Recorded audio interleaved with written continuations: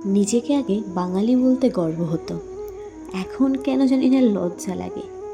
मैं কলকাতা से हूँ কথাটা বলতেই সামনে থাকা লোকটা যেন কেমন একটা ভুরু কুচকে দেখতে থাকে। So hey guys, this is Trina. আমার আরেকটা নতুন মিনি ব্লগে সবাইকে জানাই ওয়েলকাম। আজ 22শে শ্রাবণ, বিশ্বকবি রবীন্দ্রনাথ ঠাকুরের প্রয়াণ দিবস। সেই সাথে সাথে 2024 সালে ঠিক আজকের দিন রাতেই অত্যাচারিত হতে হয়েছিল তিলোত্তমাকে, যে আজও বিচার পায়নি। জানি তোমাদের অনেকেরই হয়তো মনে নেই, আমার ভিডিও বা অন্য কারো স্ট্যাটাস দেখে হয়তো মনে পড়ল। যখন ছোট ছিলাম তখন এই 22শে শ্রাবণ, 25শে বৈশাখ, 15ই আগস্ট এগুলো যেন একটু অন্য রকমেরই ছিল।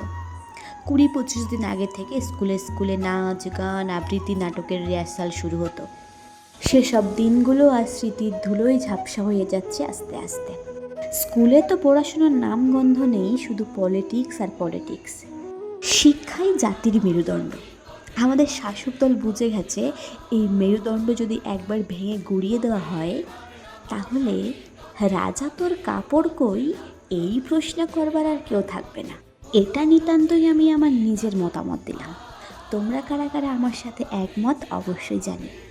ক্লাস 5 থেকে আমি দয়াপুর পিসিসেন হাই স্কুলের ছাত্রী। স্কুলে তো কোনোদিন কোনো অসুবিধার মধ্যে পড়তে হয়নি।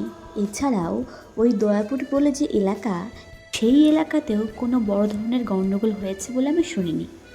কিন্তু দুদিন আগে শুনলাম ওই দয়াপুর পিসিসেন হাই স্কুলেই পরীক্ষা চলাকালীন বাইরে থেকে লোক এসে প্রধান শিক্ষককে আটকে রেখে মারধর করেছে, তাও আবার ছাত্রদের সামনে। আমি জানি না কে ঠিক কে ভুল, তবে একটা কথা ঠিক, আমাদের ওয়েস্ট বেঙ্গল আস্তে আস্তে সাধারণ মানুষের বসবাসের অনুপযোগী হয়ে উঠছে। বুদ্ধিমান লোকরাও সুযোগ বুঝে যে যার সাইড নিচ্ছে আলাদা আলাদা রাজ্যে। যে রাজ্যে শিক্ষা নেই, সুরক্ষা নেই, নিরাপত্তা নেই, যোগ্যদের অনাদর করে কিছু সো কল্ড 8 পাসের পার্টির নেতাদের চোখ রাঙানি দেখতে হয়, সেই রাজ্যে থাকার থেকে ভিন রাজ্যে গিয়ে সারা বছর পরিযায়ী শ্রমিক হয়ে থাকা হাজার গুণ ভালো।